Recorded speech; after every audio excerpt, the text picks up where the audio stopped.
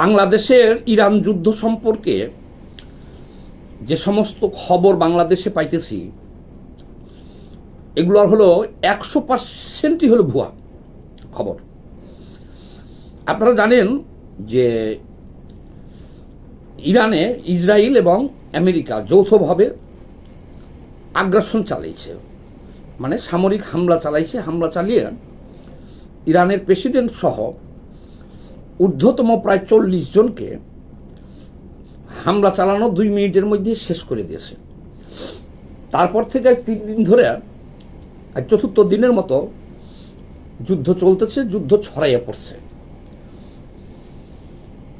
এখন ইরানও আত্মরক্ষার জন্য ইসরায়েলে পাল্টা হামলা চালিয়েছে। তারপরে আমেরিকার যে সমস্ত ঘাঁটি আছে, যেমন সৌদি আরব, কাতার, ওমান, দুবাই, বাহরাইন, কুয়েত, যে সমস্ত ঘাঁটি আমেরিকার আছে সেগুলো লক্ষ্য করে ক্ষেপণাস্ত্র হামলা চালাইতেছে পাল্টা। খুব ভালো কথা, এটা এখানে শেষ। এবার আসেন বাংলাদেশে সকল বুদ্ধিজীবী যারা নিজেকে বুদ্ধিজীবী দাবি করে, বা বাংলাদেশের বুদ্ধিজীবী প্রথম শ্রেণীর থেকে 14তম শ্রেণী পর্যন্ত সব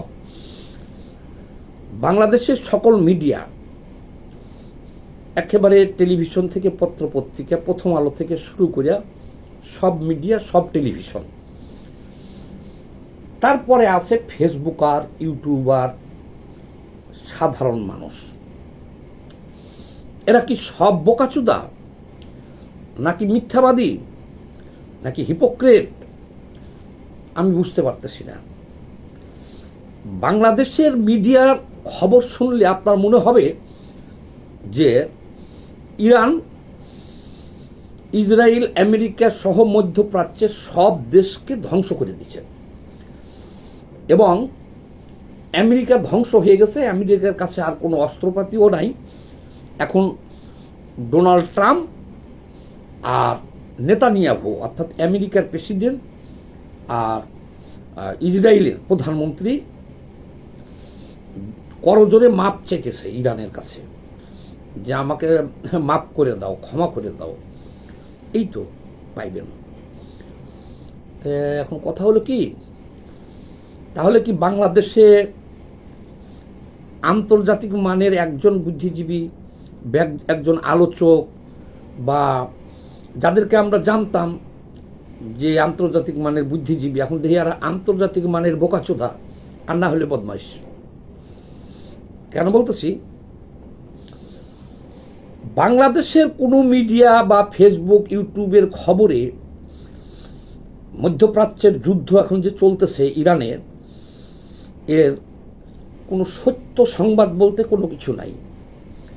এখানে একচেটিয়া সংবাদ, শুধু ইরান ধ্বংস করে দিতেছে, ইসরায়েল হত্যা করতেছে, ইসরায়েলি সৈন্য হত্যা করতেছে, আমেরিকান সৈন্য হামলা চালাইতেছে আমেরিকান বাহিনীর উপরে, আমেরিকার নৌবহর শেষ হয়ে গেছে, আমেরিকার সৈন্য সব মরে গেছে, কাতার ধ্বংস হয়ে গেছে। অর্থাৎ বাংলাদেশের টোটাল মিডিয়াটা, জগৎটা এবং আলোচক বিন্দু যারা আছে, বুদ্ধিজীবী, মহাবুদ্ধিজীবী, সব এই নিউজ পাইতেছি। কিন্তু আপনি যদি আন্তর্জাতিক মিডিয়ায় ঢুকেন, বিবিসি, এনবিসি বা আরও শত শত চ্যানেল আছে না বিশ্বের, আপনি চীনে ঢুকেন, রাশিয়ায় ঢুকেন, আরও বিভিন্ন দেশের মিডিয়ায় ঢুকেন, ইউরোপের মিডিয়ায় ঢুকেন, মধ্যপ্রাচ্যের মিডিয়াতেও আপনি ঢুকতে পারেন, কিন্তু এই সমস্ত নিউজের সাথে সেই সমস্ত নিউজের কোনো মিল নাই, একেবারে উল্টাটা। আর উল্টাটা হওয়াটাই তো স্বাভাবিক ভাই, বলেন তো। আমেরিকার সক্ষমতা, শক্তি, অর্থ, বিত্ত, জ্ঞান, বিজ্ঞান সারা বিশ্বের 1 নম্বর পর আমেরিকা। তার সাথে যোগ দিছে হলো ইসরায়েল। সেই ইসরায়েলও ইরানের চাইতে অনেক শক্তিশালী রাষ্ট্র একটা। তার সাথে আবার মুসলমান রাষ্ট্র যেটি, যে কাতার পাল্টা হামলা চালাইছে কালকে, তারা ঘাঁটি ব্যবহার করতে দিতেছে সৌদি আরব, কাতার, ওমান, বাহরাইন, কুয়েত, এই সব রাষ্ট্রগুলো ইরানের বিরুদ্ধে আমেরিকার সাথে যোগ দিছে। আচ্ছা, ব্রিটেন, লন্ডন, তারাও যোগ দিছে আমেরিকার সাথে, তারা তাদের ঘাঁটি ব্যবহার করার অনুমতি দিয়েছে। ফ্রান্স যোগ দিছে তাদের সাথে, তারা তাদের ঘাঁটি ব্যবহার করতে অনুমতি দিচ্ছে। তাহলে ঘাঁটি যদি ব্যবহার করতে দিয়েছে, তাহলে অস্ত্রপাতি তো দিবে। আমেরিকা বলছে যে অনন্তকাল যুদ্ধ চালায় যাওয়ার মতো অস্ত্র তাদের আছে।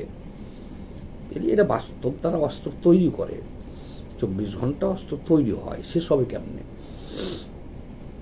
তাহলে এটার কারণটা কি? কারণ হলো কি শোনেন, বাংলাদেশের মানুষ,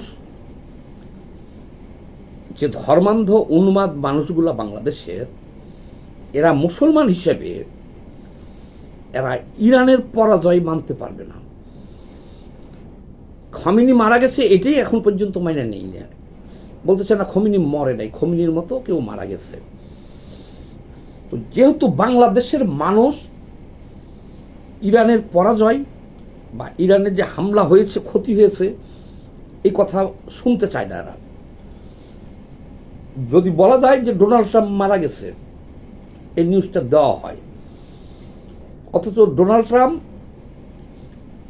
টেলিভিশনের স্ক্রিনে বক্তব্য রাখতেছে, কিন্তু যদি বলা যায় যে ডোনাল্ড ট্রাম্প মারা গেছে, এই নিউজ বাংলাদেশের মানুষ খাবে, হোক মিথ্যা, এটা দেখবে, শুনবে। এই কারণে এইসব নিউজ বাংলাদেশে বলা হইতেছে। এখন আমার প্রশ্ন হলো কি, যে এই যে সুশীল সমাজ, এই যে টকশোবাজ, এই যে বুদ্ধিজীবীরা, আমি হতবাক হয়ে গেলাম। মাসুদ কামাল দেশের বলে শীর্ষ বুদ্ধিজীবীদের মধ্যে, সে দেখলাম আজকে 343 জন নিয়ে বদরের যুদ্ধ করছিল, তাহলে ইরান জিতবে না কেন, এটা নিয়ে আলোচনা করতেছে। গোলাম মাওলা রনি, সেও দেখলাম এই আলোচনা করতেছে। এক কথায় ইরানকে সবাই জিতে রাখতেছে। এখন এই সমস্ত বুদ্ধিজীবীরা কি পাগল, নাকি আসলে জ্ঞানহীন মূর্খ? তাহলে তো আমি একজন, এটাই যদি বাস্তবতা হয়, তাহলে তো আমি একজন বুদ্ধিজীবী আন্তর্জাতিক মানের বা একজন সুস্থ ব্রেনের লোক বা জ্ঞানী বা সাধারণ জ্ঞানের মানুষ একজনও তো পাইলাম না।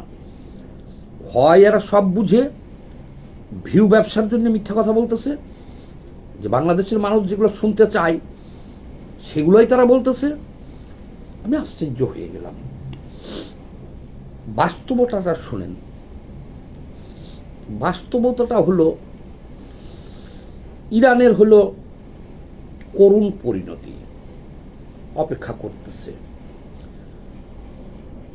প্রথম হামলাতেই তারা ইরানের শীর্ষ নেতৃত্ব প্রায় 40 জনকে হত্যা করেছে, তারপরে আরো অনেকে হত্যা করেছে। আর এখন যেভাবে চারিদিক থেকে হামলা চালাইতেছে তারা, ইরান টিকতে পারবে না। ইরান প্রায় অর্ধেক ধ্বংস হয়ে গেছে। তবে ইরান টিকবে ওই পর্যন্ত, তাদের হাতে যে ক্ষেপণাস্ত্রগুলো আছে, এখন তো নতুন করে করার কোনো সুযোগ নাই, ঘরেই তো থাকতে পারতেছে না। এই ক্ষেপণাস্ত্রটি শেষ হওয়ার আগ পর্যন্ত তারা আত্মরক্ষার জন্য এই কটা চালাই যাবে, তারপরেই যুদ্ধ শেষ হবে, করুণ পরিণতি হবে। কিভাবে ভাই বলেন? ইরানের চাইতে হাজার হাজার গুণ শক্তিশালী হলো আমেরিকা, ইসরায়েল, এরা 1 গুণ 2 গুণ না, তো হাজার হাজার গুণ শক্তিশালী।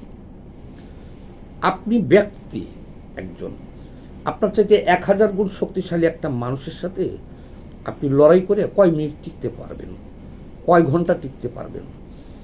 তো এই যে বাংলাদেশের এই সকল মিডিয়া এবং এই যে বুদ্ধিজীবীরা, এরা যা বলতেছে, ফেসবুকে যা দেখতেছেন, এমনও দেখতেছি যে খমিনি মরে নাই, এটার মিলিয়ন মিলিয়ন ভিউ হইতেছে, অথচ তারা রাষ্ট্রীয় শোক ঘোষণা করছে, এই যে তাকে কালকে সমাধিস্থ করা হবে, ইরান নিজে বলতেছে। কিন্তু বাংলাদেশে খমিনি এখনো মরে নাই। কিন্তু সাধারণ মানুষ যা বলবে বলুক, যা করবে করুক। আমাদের দেশের বুদ্ধিজীবীদের এই অবস্থা, আমাদের দেশের মিডিয়াদের এই অবস্থা, ইত্তেফাক, প্রথম আলো, চ্যানেল 24, 71, সমস্ত চ্যানেল গোয়েবলস হয়ে গেছে। তারা মানে অবাস্তব কল্পকাহিনী প্রচার করতেছে। সব রিয়েলিটি হলো ইরাক যেভাবে ধ্বংস হয়েছে, লিবিয়া যেভাবে ধ্বংস হয়েছে, ইয়েমেন যেভাবে ধ্বংস হয়েছে, আফগানিস্তান ধ্বংস হয়েছে, সিরিয়া ধ্বংস হয়েছে, এখন ইরানটা বাকি ছিল, ইরানটাও ধ্বংস হয়ে গেল। কিন্তু এই রিয়ালিটিটা কেউ কোনো ইউটিউব, ফেসবুক বা পত্রিকা, টেলিভিশন, টিউব কোথাও আলোচনা করতেছে না। যদি বাস্তব আলোচনাটা করে যে কার ইরানের করারই কি আছে, আর তাদের ক্ষমতা কতটুকু, এই অসম একটা যুদ্ধ, এটাকে আপনারা যুদ্ধ বলছেন, এটা যুদ্ধ না, এটা আগ্রাসন। আমেরিকা ইসরায়েল মিলা এটা আগ্রাসন চালাইছে। ইরান আত্মরক্ষার জন্য যতটুকু সমর্থ আছে প্রতিরোধ করতেছে। এই তো প্রতিরোধ যুদ্ধ। চীন কখনোই মুসলমানদের সাহায্য করবে না, ওরা মুসলমানদের মানসিক রোগী মনে করে। রাশিয়া নিজেই ইউক্রেন যুদ্ধ নিয়ে বিপদগ্রস্ত। তাইলে ইরানকে একলা যুদ্ধ করতে হবে ইসরায়েল, আমেরিকা, ইউরোপের বিরুদ্ধে। ওই বেটা কতক্ষণ টিকবে? শেষ হইলেও বুঝলা ট্রাম্প ঘোষণা দিচ্ছে 3 সপ্তাহেই যুদ্ধটা শেষ করবে। আর আমি বলি 3 সপ্তাহ লাগবে না, আর 1 সপ্তাহ যাইতে দেন, দেখেন পরিস্থিতি কি হয়। কিন্তু আমি অবাক হয়ে যাই যে এই হলো বাংলাদেশের বুদ্ধিজীবী জ্ঞানীগুণী মানুষ। একটা টেলিভিশনও দেখলাম না যে ইরানের সাথে আমেরিকা ইসরায়েলের শক্তির পার্থক্যটা কি, এই বিশ্লেষণ নাই, বা রিয়ালিটি কি। বেচারা ইরান ধ্বংসস্তূপ হইতে আর কয়দিন লাগবে? যেভাবে বম্বিং চলতেছে ইরানে এখন, যেটা বাংলাদেশের মিডিয়ায় আপনারা পাইবেন না। ঢুকতে চাইলে বিদেশের মিডিয়ায় ঢুকেন। 3 সপ্তাহ যদি চলে, ইরানে কোনো বিল্ডিং অবশিষ্ট থাকবে না, কিছু থাকবে না, ধ্বংস হয়ে যাবে। যেন ফিলিস্তিনদের কিভাবে ধ্বংস করে দিছে ইসরায়েল। 3 সপ্তাহ যদি বম্বিং করে খালি আমেরিকা ইসরায়েল, ইরানের কোনো স্থাপনা থাকবে না। যুদ্ধ করবেন কি? আর মৃত্যুর সংখ্যা কত হবে তাও তো কোনো খবর নাই। যেমন আমাদের বুদ্ধিজীবীরা, যেমন মিডিয়া, এখন এরা কি ধর্মীয় উন্মাদনা থেকে এগুলো বলতেছে আমাদের সব মিডিয়া, নাকি ভিউ পাওয়ার জন্য? 2টা কারণ হতে পারে। এক হলো বাংলাদেশের মুমিনরা ইরানের পরাজয়ের কথা শুনতে চায় না, কল্পকাহিনী হোক, গল্প উপন্যাসের মতো হোক, এটা বললে পারে তারা দেখতেছে এদের ভিউ ব্যবসা হইতেছে, ডলার ইনকাম হইতেছে, এই জন্য সব গোয়েবলস করে যাইতেছে। আর নাম্বার 2, তারা যদি রিয়ালি বলে থাকে এগুলো যা বলতেছে, সত্যি অন্তর থেকে বলে বিশ্লেষণ করে থাকে, তাহলে সব হলো বোকাচোদা। তাহলে বলবো বাংলাদেশে কোনো শিক্ষিত লোক নাই, কোনো বুদ্ধিজীবী নাই, সব বোকাচোদা। যেমন বাংলাদেশের ভিতরের লোক আমরা বোকাচোদা, মধ্যপ্রাচ্যে সৌদি আরব, ইয়েমেন, ওমান, কাতার, দুবাই, বাহরাইন, কুয়েত, মধ্যপ্রাচ্যে কত লক্ষ লক্ষ বাংলাদেশ কাজ করতেছে দেখেন। কিন্তু তারা দেখেন সৌদি আরবে 10 লাখের বেশি মনে হয় বাঙালি আছে, 10-15 লাখ। অথচ ইরান সৌদি আরবে হামলা চালাইছে, তারা ইরানের পক্ষ নিয়ে লাফালাফি করতেছে। ঠিক তেমনই মধ্যপ্রাচ্যের সব দেশেই যেখানে যেখানে ঘাঁটি আছে সেই দেশে এরা হামলা চালাইছে ইরান, আর তারা দেখেন খুশিতে ঈদ আনন্দ করতেছে। আর এই বোকাচোদা বাঙালি সারা ধর্মান্ধ উন্মাদরা, তোরা সৌদি আরব, একটাই বলি, সৌদি আরবে কাজে গেছিস, সৌদি আরব 10 লক্ষ বাঙালিদের কাজ দিছে, আশ্রয় দিছে, তোরা ওখান থেকে যে টাকা পয়সা পাস, দেশে তোকে পরিবার পরিজন আছে, তারা খায়, তোর চাকরি কীভাবে ঠিক থাকবে তুই সেটা করবি। তুই সৌদি আরবের পক্ষে লাফাবি, সৌদি আরবে হামলা হয়েছে তুই তার বিপক্ষে দাঁড়ায় মিছিল করবি। তোরা সম্মিলিতভাবে সবাই বলবি যুদ্ধ চাই না, হামলা চাই না, আমাদের কর্মসংস্থান বন্ধ হয়ে যাবে। সেটা হলে তোদের কাজে না করে তোরা এরা নিজেই আত্মঘাতী। যেমন বাংলাদেশের ভিতরে চলতেছে, তেমন এই অচুদা বাঙালি যে যে দেশে আছে সব একই কাম করতেছে। 15 জন গ্রেপ্তার হয়েছে আজকে বাহরাইনে। আর যে লিস্ট হইতেছে, যারা যারা যেমন কাতারে হামলা হয়েছে, যারা উল্লাস প্রকাশ করছে, এগুলো সব ওই ভিডিও ফুটেজ আছে, লিস্ট হইতেছে। এই যুদ্ধটা শেষ হলেই তাদেরকে গ্রেপ্তার করে দেশে পাঠানো যখন শুরু হবে, তখন আবার বাঙালির কান্না দেখবেন 2 চোখে। এই শালাগত লজ্জাও নাই। তখন দেখবেন এয়ারপোর্টে পইরা গড়াগড়ি করবে, আমি বেঁচে যা খাবো কি, আমি খাবো কি, কী করবো। তখন আবার ঘাড়ে ধরে যখন প্লেনে উঠাই দিব, তখন বাংলাদেশে এসে সরকার দোষ, আমাদেরকে সাহায্য করেন, আমাদের আবার পাঠান, নাহলে আমাদের সাহায্য দেন, খাইতে দেন, গড়াগড়ি করবে এখানে।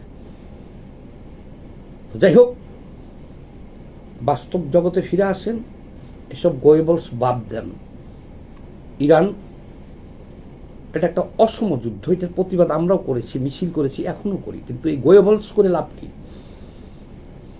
বাংলাদেশের একটা মিডিয়ায় ঢুকলেই দেখা যায় ইরানের জয় জয়কার, আর ওইদিকে আসল ঘটনা ইরান শেষ। ইরান বলতে কোনো কিছু থাকবে? আর 1-2 সপ্তাহ যদি বম্বিং এইভাবে চলে, ইরানে কিছু আসে থাকবে? সবাই ভালো থাকবেন, ধন্যবাদ।